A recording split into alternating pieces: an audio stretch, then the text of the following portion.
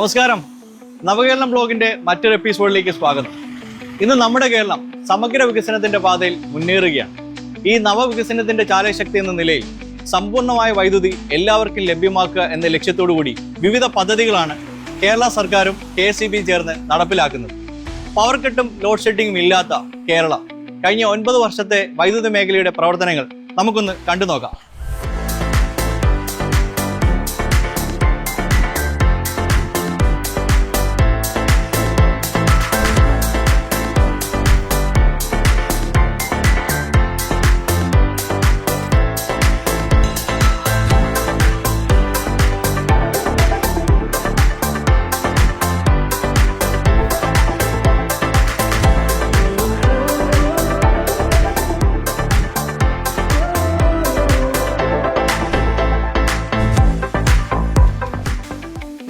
ഊർജ്ജ മേഖലയെ നമുക്ക് 3ആയി തരംതിരിക്കാം. ഒന്ന് ഉൽപാദന മേഖലയാണ്. ഉൽപാദന മേഖലയിൽ സൗരോർജ്ജവും ജലവൈദ്യുത പദ്ധതികളുമാണ് ഉൾപ്പെടുന്നത്. രണ്ടാമത് പ്രസരണ മേഖല. പ്രസരണ മേഖല എന്ന് പറയുമ്പോൾ നമുക്ക് കൃത്യമായിട്ടൊരു കാര്യം പറഞ്ഞു കഴിഞ്ഞാൽ ഗ്രിഡ് സംവിധാനം വഴിയുള്ള കാര്യങ്ങളൊക്കെ നമ്മുടെ വീട്ടിലേക്ക് വൈദ്യുതി എത്തുന്ന ഒരു മെത്തേഡാണ്. പവർ സ്റ്റേഷൻ വഴി 11 kV വഴി അത് സബ്സ്റ്റേഷനുകളിലേക്ക് എത്തി ആ സബ്സ്റ്റേഷനിൽ നിന്ന് 230 വോൾട്ടേജുള്ള ഗാർഹിക ആവശ്യത്തിനുമായിട്ടുള്ള കാര്യങ്ങളിലൂടെ കൊണ്ടുവരുന്ന മേഖലയാണ് പ്രസരണ മേഖല. മൂന്നാമതായിട്ടുള്ളത് വിതരണ മേഖലയാണ്. വിതരണ മേഖല നമുക്കറിയാം, KSEB പോലെയുള്ള ഓഫീസുകളുമായി സംബന്ധിച്ച പ്രോഗ്രാമുകളാണ്. ഈ 3 മേഖലകളും വളരെ വിപുലമായാണ് കഴിഞ്ഞ 9 വർഷങ്ങളായി പ്രവർത്തനം നടന്നുകൊണ്ടിരിക്കുന്നത്. ഈ സർക്കാർ അധികാരത്തിലെത്തിയ ശേഷം ആഭ്യന്തര വൈദ്യുതി ഉൽപ്പാദനത്തിൽ നേടിയത് 1419.55 മെഗാവാട്ടിൻ്റെ വർധനവാണ്. കഴിഞ്ഞ 9 വർഷം കൊണ്ട് 1776.3 മെഗാവാട്ടിൻ്റെ വർധനവാണ് ഉണ്ടായിട്ടുള്ളത്. സൗരോർജ്ജം വഴി 1560 മെഗാവാട്ടും ജലവൈദ്യുത പദ്ധതികൾ വഴി 179.65 മെഗാവാട്ടും ഉൽപ്പാദിപ്പിച്ചു. അടുത്ത 3 പതിറ്റാണ്ട് കാലത്തെ വൈദ്യുതി ആവശ്യം നിറവേറ്റാൻ കഴിയുന്ന രീതിയിലാണ് വൈദ്യുതി പ്രസരണ രംഗത്തെ മേഖലകൾ സജ്ജമായിരിക്കുന്നത്. ഈ സർക്കാർ അധികാരത്തിലെത്തിയതിനു ശേഷം 21 സബ്സ്റ്റേഷനുകളുടെ പണികളാണ് പൂർത്തിയാക്കിയിരിക്കുന്നത്. 29 സബ്സ്റ്റേഷനുകളുടെ പണി ആരംഭിച്ചു കഴിഞ്ഞു. വൈദ്യുതി വകുപ്പ് ചെയർമാൻ്റെ വാക്കുകളിലേക്ക്. കഴിഞ്ഞ 5 വർഷത്തിൽ കേരള സംസ്ഥാനം 1575 മെഗാവാട്ട് കപ്പാസിറ്റി തത്തുല്യമായ സോലാർ പ്ലാന്റുകൾ സ്ഥാപിച്ചിട്ടുണ്ട്. അതിൽ KSEB സ്ഥാപിച്ച് 209 മെഗാവാട്ടും സ്വകാര്യ വ്യക്തികൾ സ്ഥാപിച്ച് 1078 മെഗാവാട്ടാണ്. കഴിഞ്ഞ 1 വർഷത്തിനുള്ളിൽ റൂഫ് ടോപ്പ് സോലാർ മേഖലയിൽ തന്നെ കേരളം 100% ഗ്രോത്ത് കൈവരിച്ചിട്ടുണ്ട്. ഇത് രാജ്യത്തെ ഒരു സംസ്ഥാനം കണ്ടതിൽ വെച്ച് ഏറ്റവും വലിയ വളർച്ച നിരക്കാണ്. അതുകൂടാതെ ഇന്ത്യ രാജ്യത്തിൽ ഓരോ സംസ്ഥാനത്തിൻ്റെ ടോട്ടൽ സോലാർ കപ്പാസിറ്റി നോക്കുമ്പോൾ അതിൽ റൂഫ് ടോപ്പ് സോലാറിൻ്റെ ഷെയർ നമ്മൾ നോക്കിയാൽ കേരളം അതിലും ഒന്നാമതാണ്. കേരളത്തിൻ്റെ പെർസെൻറ്റേജ് റൂഫ് ടോപ്പ് സോലാറിൻ്റെ പെർസെൻറ്റേജ് 81% ആണ്, which is the highest in India.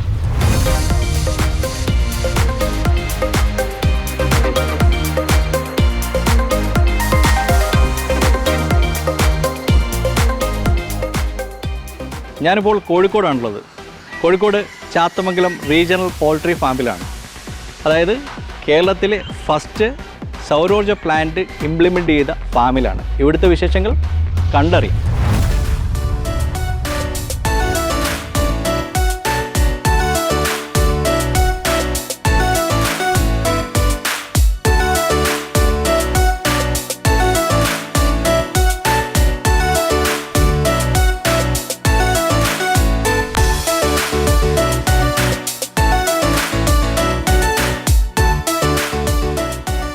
അനട്ടിൻ്റെ സ്റ്റാഫാണ് എൻ്റെ കൂടെ ഉള്ളത്. അമൽ, ആൽവിൻ, അഖിൽ. അപ്പോൾ നമുക്ക് ഈ സൗരോർജ്ജ പ്ലാന്റിൻ്റെ ഡീറ്റെയിൽ എല്ലാം നമുക്ക് മേളിലുണ്ട്. അപ്പം നമുക്കത് അതിൻ്റെ വാക്വേയിലൂടെ പോയിട്ട് നമുക്ക് അതിൻ്റെ ഡീറ്റെയിൽസ് നമുക്കറിയാം അല്ലേ?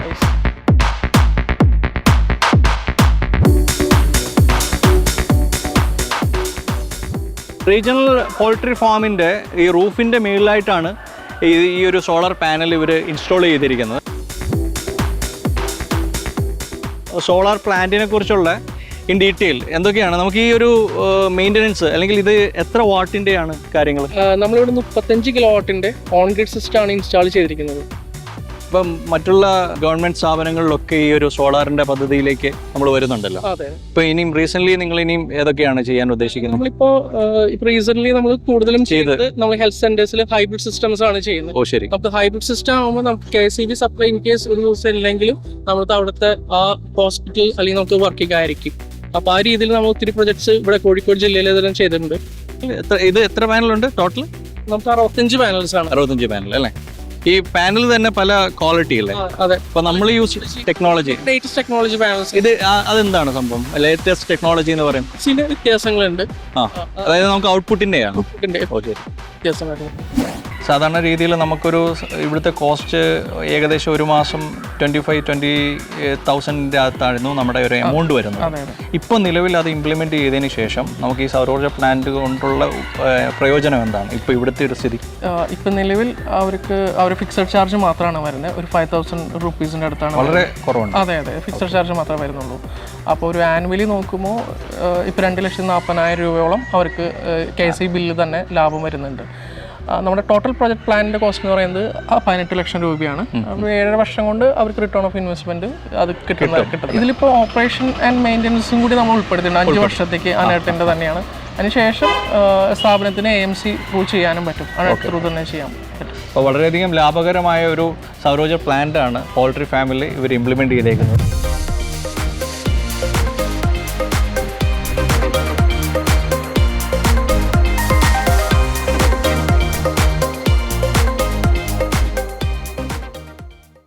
സാധാരണ പോൾട്രി ഫാം എന്ന് പറയുമ്പോൾ കോഴി വളർത്തൽ കേന്ദ്രം എന്നുള്ള കാര്യങ്ങളിലാണ് നമ്മളെല്ലാവരും ശ്രദ്ധ കയറ്റുന്നത്. പക്ഷേ അതിൽ നിന്നും വ്യത്യസ്തമാണ് ചാത്തമംഗലത്തെ ഈ റീജിയണൽ പോൾട്രി ഫാം. സാറ് എന്തൊക്കെയാണ് ഇവിടുത്തെ മറ്റു പ്രത്യേകതകൾ? 24 മണിക്കൂറും പ്രവർത്തിക്കുന്ന ഒരു ഹാച്ചറി ഉള്ള സ്ഥാപനമായതുകൊണ്ട് 25,000 രൂപ ഒരു മാസത്തിൽ ബില്ല് വരും. അതിനെ ഒന്ന് കട്ട് ഷോട്ട് ചെയ്യണം. അതേപോലെ ഓഫീസിലേക്കുള്ള കറണ്ട് ബില്ലും കട്ട് ഷോട്ട് ചെയ്യണം എന്നുള്ള ഒരു അഡ്വാൻറ്റേജ് ഞങ്ങളതിൽ കണ്ടു. അതിൻ്റെ ഭാഗമായിട്ടാണ് ഒരു അനേർട്ടിനെ ഞങ്ങൾ സമീപിച്ചു. അനേർട്ട് ഞങ്ങൾക്കൊരു എസ്റ്റിമേറ്റ് തന്നു. അത് ഞാൻ ജില്ലാ പഞ്ചായത്തിൽ കൊടുത്ത് ജില്ലാ പഞ്ചായത്ത് കഴിഞ്ഞ വർഷം ഒരു പ്രോജക്റ്റ് വെച്ചു. ഇപ്പോൾ അത് പ്രവർത്തിക്കാൻ തുടങ്ങി. ഫസ്റ്റ് മന്ത് തന്നെ ഏകദേശം 25,000 രൂപയുടെ ബില്ല് ഒരു 16,000 മാറി. ഇപ്പോൾ ഈ മാസമൊക്കെ കണക്കൂട്ടുമ്പോൾ എനിക്ക് തോന്നുന്നു ഒരു റെൻറ്റിൽ മാത്രമായിട്ട് അത് നിൽക്കും. കോസ്റ്റ് വളരെയധികം ചുരുക്കാൻ നമുക്ക് ഇതുകൊണ്ട് സാധിച്ചു. മറ്റുള്ള കാര്യങ്ങളിലേക്കും ഇത് വ്യാപിപ്പിച്ചു എന്നുള്ളതാണ്. ഇപ്പോൾ അതിൽ ശരിക്കും പറഞ്ഞാൽ കേരളത്തിലെ ആദ്യത്തെ സോളാർ പവേർഡ് ഫാമാണിത്. ഗവൺമെൻറ് സെക്ടറിലുള്ള ഇതുവരെ എങ്ങനെ ഒരു സ്ഥാപനം പ്രവർത്തിക്കുന്നില്ല. അപ്പോൾ ഇത് കണ്ടതിന് ശേഷം ബാക്കിയുള്ള സ്ഥാപനങ്ങൾ പലതിന് മുമ്പോട്ട് വന്നിട്ടുണ്ട്. ഇനി കൂടുതൽ സൗരോർജ്ജ പ്ലാന്റുകളും മറ്റുള്ള പോൾട്രി ഫാമുകളിലേക്ക് ഇംപ്ലിമെന്റ് ചെയ്യട്ടെ. അതെ അതെ.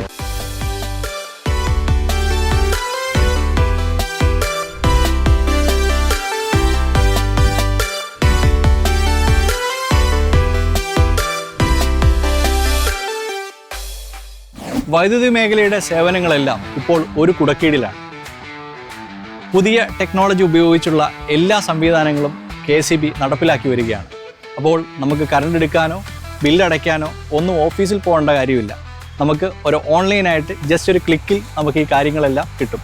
അത്തരം സംവിധാനങ്ങൾ നൂതനമായി കൊണ്ടുവന്നിരിക്കുകയാണ് KCB.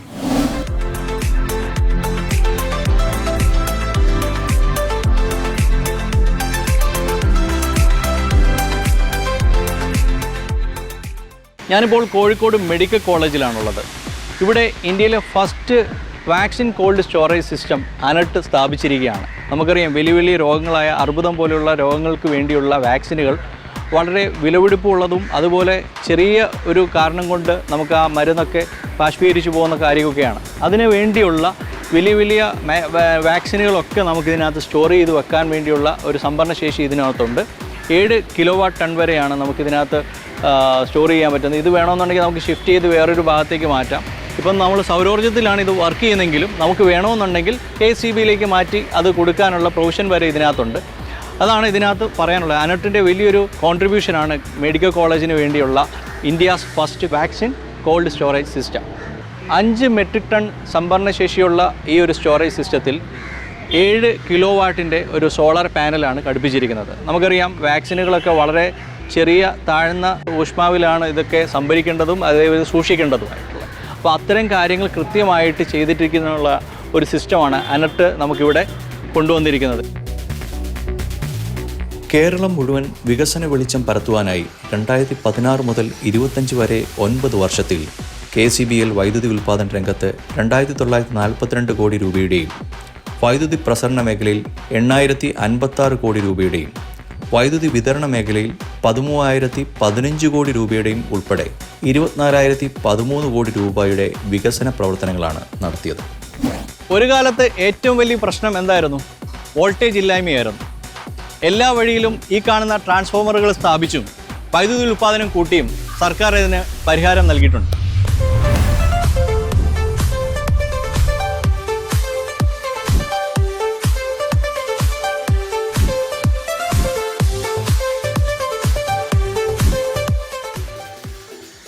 ഊർജ്ജ ഉൽപ്പാദന മേഖലയിൽ അനർട്ടുമായി സഹകരിച്ചുകൊണ്ട് സൗരോർജ്ജ പദ്ധതി പുതിയ നൂതനമായ കണ്ടെത്തലുകളാണ് കൊണ്ടുവരുന്നത്. പുരപ്പുറ സോളാർ ഉൾപ്പെടെയുള്ള കാര്യങ്ങൾ കൊണ്ടുവരുന്നുണ്ട്. അതോടൊപ്പം തന്നെ നമ്മുടെ ഊർജ്ജ മേഖലകളിലേക്ക് കൂടുതൽ വൈദ്യുതി കൊടുക്കുവാനും അതേപോലെ തന്നെ ഊർജ്ജ കമ്മി കുറയ്ക്കുവാനും ഒക്കെ ആയിട്ടുള്ള സാധ്യത ഈ ഒരു പദ്ധതിയിൽ കൂടെ ഉണ്ട്. അതുമാത്രമല്ല, ഈ ഒരു പുരപ്പുറ സോളാർ എനർജി സിസ്റ്റം നമ്മളൊരു വീട്ടിലേക്ക് കൊണ്ടുപോയി ഇൻസ്റ്റാൾ ചെയ്ത് കഴിഞ്ഞാൽ അവർക്ക് വൈദ്യുതി ലഭിക്കുകയും ആ വൈദ്യുതി ഗ്രിഡിലേക്ക് കൊടുക്കുകയും ചെയ്യാൻ സാധിക്കും. അതോടൊപ്പം തന്നെ അവർക്ക് ചെറിയൊരു വരുമാനം കൂടിയാണ് ഈ ഒരു പദ്ധതിയിലൂടെ കിട്ടുന്നത്. ഞാനിപ്പോൾ ഉള്ളത് കോഴിക്കോട് മാവൂർ പഞ്ചായത്തിലുള്ള കോലൂർ കുന്നത്ത് എന്ന് പറഞ്ഞ സ്ഥലത്താണ്. അമ്മയുടെ പേര്? അമ്മാളു. ഈ അമ്മാളു അമ്മയുടെ വീട്ടിൽ നമ്മൾ അനർട്ടിൻ്റെ സോളാർ സിസ്റ്റം ഇംപ്ലിമെൻറ്റ് ചെയ്തിട്ടുണ്ട്. ഇപ്പം എങ്ങനെയുണ്ട് നമ്മുടെ ഈ ഒരു സോളാറൊക്കെ വന്നിട്ട്? ആദ്യമൊക്കെ ഞങ്ങൾക്ക് 1050, 950 ഒക്കെ ഉണ്ടായിരുന്നു സാധാരണ വരും. അപ്പോൾ ഈ സോളാർ വെച്ചതിനെ കൊണ്ട് ഞങ്ങൾക്കിപ്പോൾ 135, ചിലപ്പോൾ 125 ഇങ്ങനെയൊക്കെ വരിക. ഓ ശരി. അപ്പം വളരെ സൗകര്യമുണ്ട് അല്ലേ സോളാർ വെച്ചിട്ട്? ഇപ്പൊ ചെറിയ വീടാണെങ്കിലും വലിയ വീടാണെങ്കിലും സോളാർ സിസ്റ്റം കൊണ്ടുവരിക എന്ന് പറയുന്നത് ഏറ്റവും നല്ലൊരു പദ്ധതിയാണ് അല്ലേ? അപ്പൊ ഇനി ഈ ചുറ്റുവട്ടത്തുള്ള വീടുകളിലൊക്കെ നമുക്ക് സോളാർ സിസ്റ്റം അവരോട് പറയാം. ഉയർന്നു വരുന്ന വൈദ്യുതി ഉപയോഗം മൂലമുണ്ടാകുന്ന പ്രതിസന്ധി തരണം ചെയ്യുകയെന്ന ഉദ്ദേശത്തോടുകൂടി സൗര പദ്ധതിയിലൂടെ KCB മുഖേന 203.31 മെഗാവാട്ട് ശേഷിയുള്ള സൗരോർജ്ജ നിലയങ്ങൾ 49,396 വീടുകളിൽ പൂർത്തിയാക്കിയിട്ടുണ്ട്. 201.041 മെഗാവാട്ട് ശേഷിയുള്ള 49,148 പുരപ്പുറ സൗരോർജ്ജ നിലയങ്ങൾ ഈ സർക്കാരിൻ്റെ കാലത്ത് പൂർത്തിയാക്കിയതാണ്. ഗാർഹിക ആവശ്യങ്ങൾക്കുള്ള വൈദ്യുതി ഉൽപ്പാദിപ്പിച്ച് വീടുകളിൽ വൈദ്യുതി ചെലവ് കുറയ്ക്കുന്നതിനും ഈ പദ്ധതി വഴി സാധിക്കുന്നു. ഇതിൽ നമുക്ക് എത്ര ഊർജ്ജം വരെ നമുക്ക് അതായത് ഗ്രിഡിലേക്ക് കൊടുക്കാൻ പറ്റും? നമുക്കൊരു ആനുവലി ഒരു 1200 യൂണിറ്റോളം KCB ഗ്രിഡിലേക്ക് നമുക്ക് എക്സ്പോർട്ട് ചെയ്യാൻ പറ്റും. അപ്പോൾ അതിലൂടെ അവർക്കൊരു 4000 രൂപ ഒരു വരുമാനം കിട്ടും, ആനുവൽ ഒരു ഇൻകം കിട്ടും. അതുകൂടാതെ ഇവർക്ക് ഈ പദ്ധതിയിൽ തന്നെ ഇൻഡക്ഷൻ സ്റ്റൗ നമുക്ക് സപ്ലൈ ചെയ്യുന്ന കൂടിയുണ്ട്. അത് നല്ലൊരു കാര്യമാണ്. അതെ. അപ്പോൾ അതിലൂടെ അവർക്ക് LPGയിൽ തന്നെ ഒരു വർഷം ഒരു 6000 രൂപയും കൂടി, അങ്ങനെ നോക്കുമ്പോൾ ടോട്ടൽ ഒരു 10,000 റുപ്പീസ് അവർക്കൊരു ആനുവൽ ഒരു അധിക വരുമാനം കിട്ടും. ഗാർഹിക ആവശ്യങ്ങൾക്ക് മാത്രമല്ല, കേരളത്തിലെ സർക്കാർ ഓഫീസുകളും ഇപ്പോൾ സൗരോർജ്ജ പദ്ധതി ഉപയോഗിച്ചുള്ള വൈദ്യുതി ധാരാളമായി ഉപയോഗിച്ചു വരുന്നുമുണ്ട്. സൂര്യഘർ പദ്ധതിയിൽ കേരളത്തിൽ 1,46,053 പേർ അപേക്ഷിച്ചതിൽ 87,213 വീടുകളിൽ സോളാർ പ്ലാന്റ് സ്ഥാപിച്ചു. ആകെ സ്ഥാപിത ശേഷി 234.45 മെഗാവാട്ടാണ്. 69,179 ഉപഭോക്താക്കൾ 522 കോടി രൂപ സബ്സിഡിയായി ലഭ്യമാക്കിയിട്ടുണ്ട്. ഇത് സംസ്ഥാനത്തെ ഊർജ്ജ പ്രതിസന്ധിയെ വലിയ അളവിൽ സഹായിക്കുമെന്നാണ് വിലയിരുത്തുന്നത്.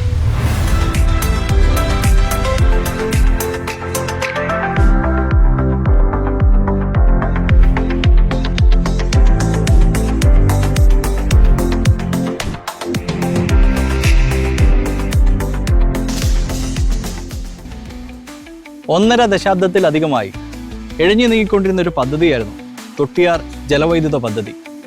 അത് 40 മെഗാവാട്ട് ആയിരുന്നു. 60 മെഗാവാട്ട് ശേഷിയുള്ള പള്ളിവാസൽ വിപുലീകരണ പദ്ധതികൾ പൂർത്തിയാക്കി പരീക്ഷണാടിസ്ഥാനത്തിൽ വൈദ്യുതി നൽകിക്കൊണ്ടിരിക്കുകയാണ്. വേനൽക്കാലത്തും വൈദ്യുതി സാധ്യമാക്കുക എന്നതാണ് ഈ പദ്ധതിയുടെ ഉദ്ദേശം.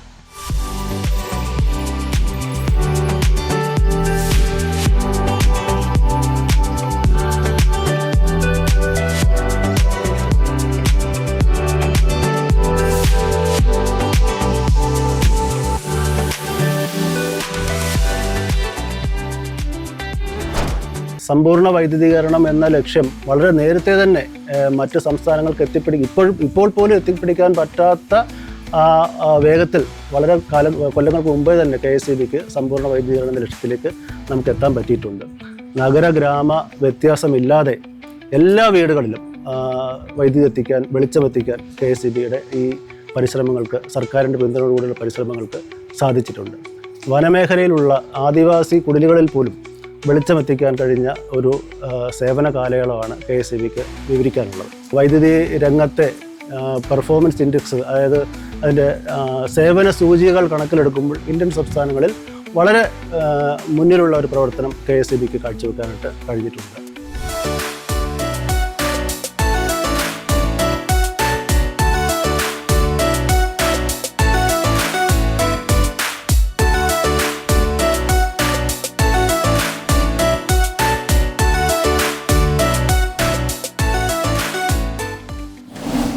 ഈ സർക്കാർ അധികാരത്തിൽ വന്നതിന് ശേഷം അപേക്ഷിച്ച എല്ലാവർക്കും വൈദ്യുതി ലഭ്യമാക്കാനായി ഈ കാലയളവിൽ 32.94 ലക്ഷം സർവീസ് കണക്ഷനുകളാണ് നൽകിയിരിക്കുന്നത്.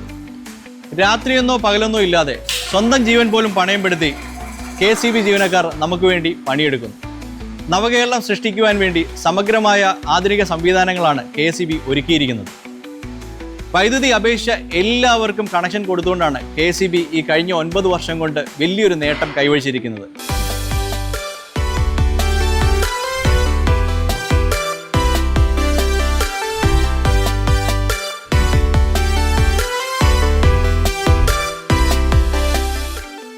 ഈ വാഹനങ്ങൾ ഓടിക്കുവാൻ ഇന്ന് നാട്ടിലെങ്ങും പെട്രോൾ പമ്പ് പോലെ ഈ ചാർജിംഗ് സ്റ്റേഷനുകൾ KSEB ഏർപ്പെടുത്തിയിട്ടുണ്ട്.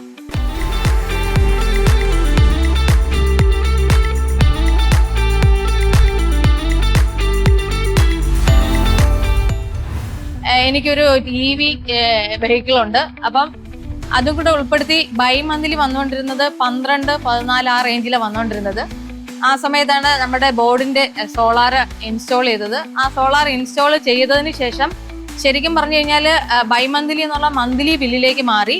ആ മന്ത്ലി ബില്ലെന്ന് പറഞ്ഞു കഴിഞ്ഞാൽ ഇപ്രാവശ്യം ലാസ്റ്റ് ബില്ല് വന്നത് മിനിമം ചാർജ്, അതായത് 295 രൂപ മാത്രമാണ് വന്നിരിക്കുന്നത്. അപ്പം നിങ്ങൾ നോക്കുവാണെങ്കിൽ തന്നെ 14,000 രൂപയെന്ന് എനിക്ക് ബൈ മന്ത്ലി 14,000 ആണെങ്കിൽ നമ്മൾ ഡിവൈഡ് ചെയ്ത് കഴിഞ്ഞാൽ ഒരു അറൗണ്ട് 7,000 വെച്ച് വരുന്നുണ്ട്. ആ 7,000 നിന്ന് എനിക്ക് മുടക്ക് ഇത് വരുന്നത് 295 രൂപ മാത്രമാണ് സോളാർ വെച്ചതിന് ശേഷം വന്നത്. അപ്പം അത് ആ ഒരു എമൗണ്ട് എന്ന് പറഞ്ഞു കഴിഞ്ഞാൽ ശരിക്കും നമ്മളൊരു സോളാർ ഇൻസ്റ്റാൾ ചെയ്തത് ഒരു 2 വർഷം കൊണ്ട് നമുക്ക് ആ ഒരു എമൗണ്ട് കവർ ചെയ്യാൻ പറ്റും. പക്ഷെ ശരിക്കും നമുക്ക് ഒരു ആസ് എ കൺസ്യൂമർ എന്ന നിലയ്ക്ക് നല്ലൊരു ബെനിഫിറ്റ് ആണ് സോളാർ ഇൻസ്റ്റാൾ ചെയ്തത് മൂലം എനിക്കുണ്ടായത്.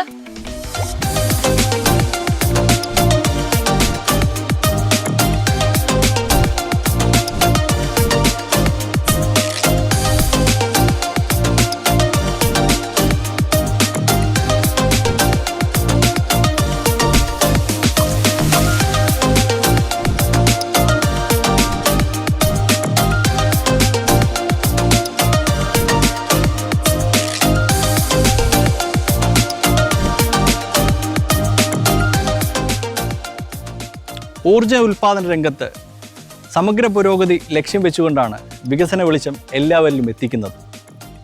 സമാനതകളില്ലാത്ത പദ്ധതികളുമായി സംസ്ഥാനം മുന്നേറുകയാണ്.